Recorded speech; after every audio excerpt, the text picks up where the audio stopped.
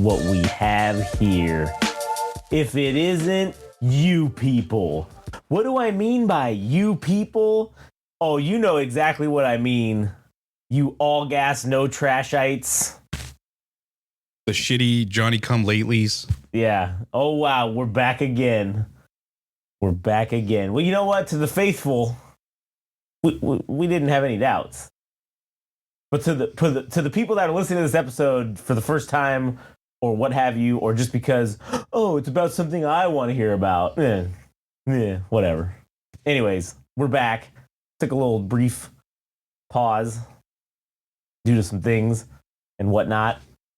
Whether those are battling legal issues that we have been sued for saying things, I don't know. You'll just have to fucking wait and see. They might be compounding on this with this particular episode. We may be digging our grave even deeper now. And goddamn, I hope that's true. Anyways, my name's Josh. I'm here today with good buddy Adam, who's the host of the show, really. Yes, greetings. Welcome back. I hardly missed any of you. I didn't miss any of them. I have so much shit to talk about. And this is, once you see one episode tonight, as soon as it goes up, we're just going to be pumping shit out. I mean, in total, I think I have about 5 in the works that we're going to be doing tonight. Yeah. A nice 5-banger drop. A 5-banger drop. So this one in particular is going to be concentrating on AKBK, which is somebody that we've been talking about since, well, if you remember, dating back all the way to the Brain Story album review. Oh, yeah, that's true. God damn, that was fucking a long ass time Dude, you ago. know how it's been fucking, I think, close to 10 or 11 months since that happened, right? Fuck, man. So again, this episode in particular is about AKBK, and who I will just say we also interviewed on Without Censor, and you can listen to that interview wherever you listen to podcasts on. Go to check out, just type in Without Censor, and it'll bring it up. Yeah, and if that's too much to ask or too much trouble, we'll have the link available within the description of the video so that you can just look for that. And then, Adam likes to make things easy for you. So I don't expect any of you to do that, but whatever. So as I was saying before, so we've been talking about AKBK since roughly the release of Brain Story's second album, and you know, I personally had been listening to her since the very first single. Very first single, right? Right. So I found some information out in the last couple of weeks. Oh no! I don't know how to. Is this like we're not gonna want to talk? I'm gonna be so disappointed and sad news, or is it gonna be good news, everyone? Well, it's somewhere in between. Some of it is conspiracy level shit, and the other half is more a pat on the back for ourselves. Okay, all right. So which one do you want first? Why don't we start off with the pat on the back so I'm not underwhelmed by the surprise if it outweighs the negative portion. All right, so it's been revealed. And you know what? This is actually a little bit more of a conspiracy in addition to a pat on the back for ourselves. Yeah. Okay. So Pigeons and Planes, as many know, is a publication that people turn to for music or... Wait, I'm sorry, hold on. Wait, what is this fucking called? Pigeons and Planes. Is it about like pigeons getting sucked into airplane engines? No. Oh. No, it's more oriented around music and music adjacent topics, right? All right. So they have a number of social media accounts and one including Instagram, right? Yeah. So I gotta show you this because this really is a pat on the back for us that we're the cutting edge of music and nobody fucking knows. The people that listen here are the only fucking people that know.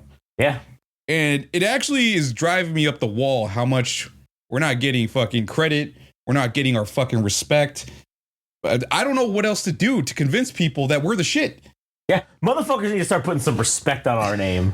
So, wait, hold on. Did I save this post? I think I did, so. I hope you did, because I'd like to know what it said. All right. Come on now, fucking Instagram. There we go. All right. So, what I want you to do Hopefully, I have the volume all the way down. So check out this post from Pigeons and Planes, right? All right, so this is what they post. They start off with this fucking chick with old school computer speakers strapped to her fucking head. We're listening through over 5,500 submissions. Here are 10 favorites so far. Okay. Keep going. Yeah. Okay. Okay. Oh, AKA BK. There she is. What does that tell you? I mean, that tells me that they're just listening to this newest thing, this frog thing. Yeah. They're not even listening. You know, I think speaking of frogs, they should be listening to Millennial Frog. How dare they? All right, first of all. How dare they not include the original OG frog for frog-related content? Okay? All right. So, anyway, number one, pat on the back for ourselves for fucking being on top of this shit from fucking day one. Day one. First single, we were on it. On top of business. So the fact that Pigeons and Planes is roughly 10 to 11 months late, fuck them. Yeah, fuck them. I agree. Fuck them. 2, this will also lead into the conspiracy theory about the other subject matter that we have to talk about. So there's 3 things that I think come out of this thing about AKA BK being featured. I enjoy her music. I think she's awesome, right? Yeah. So I don't know how this works out that she got featured with only 3 singles. That's with true. this publication, Pigeons and Planes, that she managed to get their attention, which leads me down the other topic that I wanted to talk about, which was that AKBK, so for the show that she performed at Makeout Music, it wasn't just something that was orchestrated by the people that run the venue itself. It's not just like the talent buyers. This was somewhat of a showcase from one particular record label, and it's called Plus One Records, right? Okay. So I was curious because AKBK had been placed or was going to be part of some show where she's going to be opening for this band called The Vices. So I was like, that's kind of curious. So I go on one of the accounts that's listed or that is part of the collaboration post. Yeah. And the record label is called Plus One Records. So I go on their website and I see a list of artists, The Vices and Shalele. So Shalele was one of the artists that played at Makeout Music. So connection there. So it is rather coincidental that AKBK has been orbiting around these artists that are part of Plus One Records, which makes me question if she was able to be placed on an opening spot for this band called The Vices that has somewhere around like 10 or 14,000 people following them, right? Yeah. What does that say about Pigeons and Planes? Do you think it's possible that somebody is looking out for her? Somebody is arranging for her to be placed on a Pigeons and Planes post so that her popularity is jump-started? Well, I think that I think someone's behind this, right? I think that there's someone, either money's being changed hands or favors or something, because you're listening to 5,500 artists, and these 10 are ones that you where are the submissions? Yeah. I don't know where I looked through at least 60 to 100 posts trying to find out where one would put a submission in for Pigeons and Planes. And AKBK is one of the 55 that were selected out of how many thousands, or what? I don't even know what the number of posts or songs that were submitted. I think it said 50. Well, it said 5,500 artists, but who knows how many songs? At least one song. Yeah. So I mean, maybe there's 2 songs per artist. I mean, that's 10,000 fucking songs. So this either says that she's as good as I believe she is, which is technically true because we talked about her at the very beginning, or she's good, but she also has somebody else helping her to get the public relations wheel going, the promoting of the music, to get people interested, to be under the impression that AKBK is somebody we should be paying paid attention to. What do you have to say in this matter? Well, I will. Okay, so about Pigeons and Planes. Okay, so like they're. I don't know if you know this, but they're owned by Complex. Complex, Networks, yes, right? yeah. Which is basically was founded by Mark Echo. All right, like I don't know, Mark Echo. He's that guy. He's like a music mogul dude. Like he's got Echo, ECKO. You remember the fashion shit? Like oh, okay, gotcha. The brand or whatever With the rhino? Yeah, with the rhino. Yes, that's the one. Right. That's the dude who like made that shit.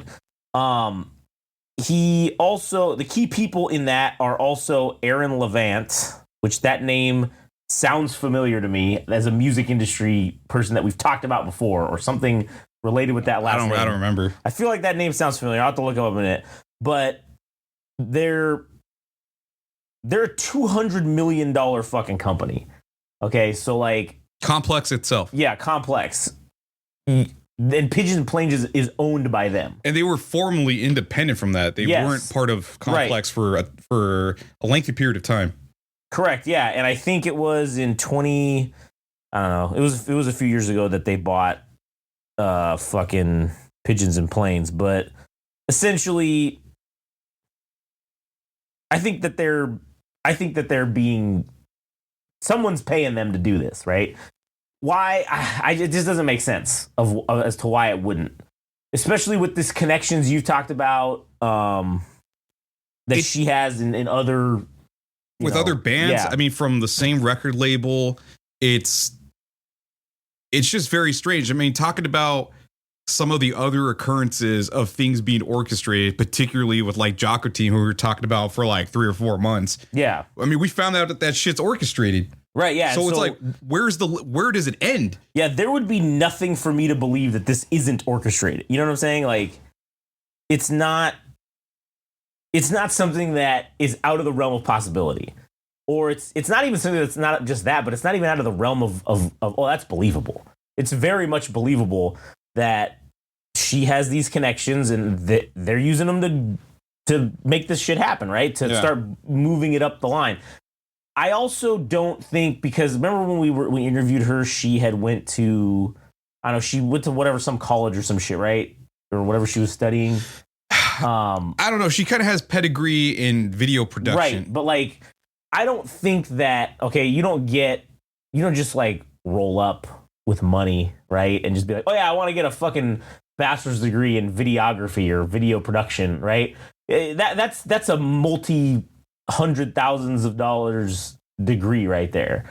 And you gotta pay for that somehow, right? You gotta have some money for that. So even if you are paying it back through student loans or whatever, you gotta survive, right? So you gotta have something. So I believe that she didn't just come all the way out here just to do basic bullshit from where was she from? Fucking Detroit. Yeah. I don't think she just came ass all the way out here just to fuck about. I think it's because, okay, there's a plan here. I'm making connections, or I have connections, and this is what I'm going to do. You know what I'm saying? So that's where I think it is. And it's just, as you said, it's the conspiracy of how the fucking music industry works and how they want us to, they feed us this bullshit about, oh, look at this, like with her, oh, look at this nobody that came from Detroit or whatever, and now they're just this aspiring artist. Well, as we know, like her family was in like they were in the commercials, the commercial industry. She's made commercials for what? Nike, was it? I don't know. There were some other things that she had made commercials for. Well, I don't know. She's just been involved with or assisting with that or something because of her background and history. But like, okay, I get it. You're gonna feed us this gimmick, this character, right? It's like wrestling. We're gonna set this fucking gimmick on you with this storyline. And this is how we're going to show everybody to make this seem real. Yeah. So I got to look up the artist that she was talking about in their interview, because I had heard of that dude, and his song started to kind of gain some traction. Right. It was this artist named Sam Austin. Sam Austin's from Detroit as well. So like the producer that she's working with, Caleb David Waterman, Sam Austin's, her, they're all from Detroit, and they're all trying to make their stamp here in LA with trying to get attention, trying to get their music over and get popular, right? But that dude Sam Austin is signed to like a major record label, and I can't find out where I have to look under his. This is gonna take me a bit. Yeah. He got featured on some Rolling Stone thing. I'm like, oh man, that's kind of a load of horse shit because you are part of a major record label, so I'm sure they have connects on hooking people up with, hey, we need to promote our artist. Do you think you can feature this guy on Rolling Stone to get people interested in his music? As if anybody actually reads anymore. Right, yeah. So because we all know that they fucking don't. Yeah. Son of a bitch, man. Fuck, I don't know. I can't find it. Let me see. I feel like I'm stumbling over myself. I should have had this queued up and shit. Atlantic Records, that's what it was. Atlantic Records is fucking huge, man. So yeah, when you have somebody that was featured on Rolling Stone getting attention or whatever, and yeah, he has a song that's going viral and everything, but I'm not under no impression that this dude made this happen organic. I don't fucking know. I'm just like so fucked in the head from all the shit I'm finding out, because there's yet another artist that we have to talk about that's brand new that I did some digging on, and yes, they're presenting themselves as a new project, but one of the people involved is a former member of a Japanese K-pop group. So, and then the people around her are also part of the larger companies that, so it's like they're being sold as this brand new bullshit. Yeah, like this duo is being sold as a brand new packaged artist or whatever, and they're looking for all these things. And I'm sure they are, but they also have interesting people working with them. But we'll get to that in the next episode. So in terms of like AKBK, I don't know, man. I'm very curious of how this plays out in the future, because just talking about going to that Make Out Music show and finding out that, you know, herself, Shalele, and then when it comes to the Vices, that she's orbiting around this record label, Plus One Records. Are we supposed to speculate that she's going to be signed to that record label in the future? Why the fuck is she around these artists? Like, what the fuck? Or if not, is already, and they're just like, you know, kind of keeping it on the down low and not saying anything about it. Yeah. So, which very well, I mean, I think that's believable. Yeah. Like, that's something they could do. Again, to sell the allure of this person that's trying to be this up and coming, you know, oh, I came from nothing, the streets essentially, and like, oh, I didn't have any help in the music industry right now. But you don't get to be on those fucking articles unless you're fucking someone's helping you out, right? They don't give a fuck. They're doing the shit for the money. They're not doing it just out of the kindness of their heart and because it's genuine. No, it's because it's for the fucking money. And I don't know. That's what I think. And not that there's really anything wrong with that. I mean, hey, do what you want. You know, people got to get paid. I get it. But it just sucks how they sell us this bill of goods of this nonsense, and they just want us to believe it. And it's the same thing like with the Jocko teen. Oh, as soon as anybody calls attention to it, it's like, oh, I don't want to fucking talk to these guys. I didn't even have anything mean to say. No, I was just gonna say, look, hey, you're working with this artist fucking Thames, but you're both part of Sony, and you have me believing that I'm stupid. Yeah. And that this is... Oh, look who I just happened to see and meet at this... Yeah, my ass. Yeah. All right, come on now. Oh, I met Willow Smith. Oh, wow. I wouldn't be surprised if she was also part of Sony Music Entertainment, or whatever the fuck the name of that company is. The parent company, like Sony Music or whatever, that they're all fucking in the same umbrella of record labels. Yeah, and then what's crazy, too, is when you look at... I mean... What's that thing that they say that like, oh, everything's basically, when it comes down to it, owned by like 11 corporations or something like that? Yeah. So it's like in the music industry, they're all fucking, if you're in the music industry, you're likely all mostly owned by the same people or the same thing. And then if your parent company is owned by a parent company of a parent company of a parent company that then is owned by Sony, well then cool, now you're in with all the Sony people. Yeah, I mean shit, dude. Unilever, Johnson & Johnson, and whatever the other largest corporations that are in the United States that own like every food, every soap, detergent, every product. That's Sony, that's Universal, and that's I forgot the third one, but that's basically what it boils down to, man. Yeah. And they own everyone else. Yeah. Those three own everything else in music. and maybe Live Nation now. But those four own everything in fucking music. Yeah. So we'll see how this plays out going forward. I wouldn't be surprised if we see more coincidental happenings with more shows with artists from Plus One Records, and then AKBK continues to move up the ladder with more blogs and more publications writing about her or featuring her on shit. But again, dude, we got how come we never get the fucking rub, dude? Nah, we don't, man. No one gives a fuck, because that's the other thing.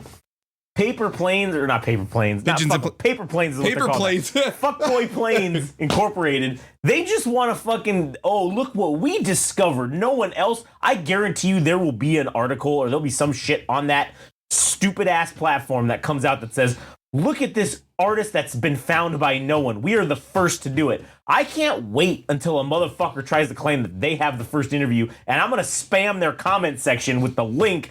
Oh, I'm sorry, you lying sack of shit. Yeah. Here's the first interview. You better change your shit and say you're the second interview, because you can go fuck yourself. And look what she did for us. Absolutely nothing. Fuck all, dude. Nothing. But I'll get you up. Guess what? She'll be posting about paper planes all day, every day on her bullshit. Yeah, I'm sure she will. Jesus. Because that's what it is, man. People don't like us. I can't fucking stand artists when you have people that are invested in you, interested from day fucking one, that are trying to help and open you up to an audience, but you're like, no, that's too poo-poo for me. And then on top of that, also said you had a great time fucking doing it with us and had fun. Yeah. Like, shit, man. It was like, what the fuck? What else can we do? Yeah. When's gonna be my time? For fuck's sake, man. Well, anyways, I don't have anything more to add. So if you want to rage about this, hit us up in the comments. I'm sure we'll be fighting with you in the comments. I'm sure verbal fisticuffs will be taking place soon enough. Hey, at the very least, at least you get some kind of joy out of our depravity, whatever it might be. We're here to talk about music, bottom line. I mean, we're technically here to help artists, whether we talk bad about them or not. It's still helpful to them because we're at least bringing attention to it. So that's all I got to say. Yeah. No, I get what you're saying. Anyways, all right. That'll be the end of the episode. Go fuck yourselves. I guess we'll get you guys on the next one.